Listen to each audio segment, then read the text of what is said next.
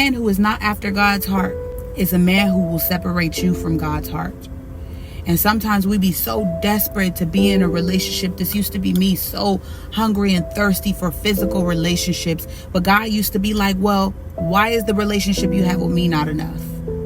Why is it not enough that you can talk to me, that you can spend time with me, that I can provide for you, that I can give you peace and wholeness and everything that you think that a relationship would give you with a physical man?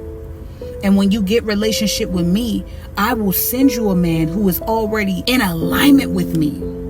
And if I don't send him yet, that doesn't mean that I can't still feel you in all those places where you think you are empty. This is why all the times where I've dated a man outside of the will of God, whose heart was not after God himself, it turned my relationship away from God.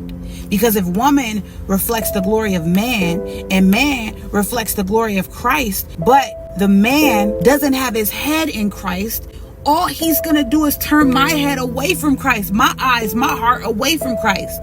Therefore, when I go to serve him, I won't be serving Christ. When I submit to that man, I won't be submitting to Christ, because this is not a man who is submitted to Christ. So when you think about a woman submitting to her man, you submit to a man who submits to God, especially if you're a daughter in Christ. Otherwise, you're submitting to an idol. And for the women out there who are so gung-ho on being with a man because they don't want to be alone, and you think that you can convince that man to come to love Christ by how you love him, all he's going to do is separate you from God if he hasn't already done it.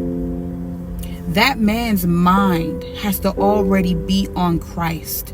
Christ has to already be his head before he can be your head. Your head. Think about that.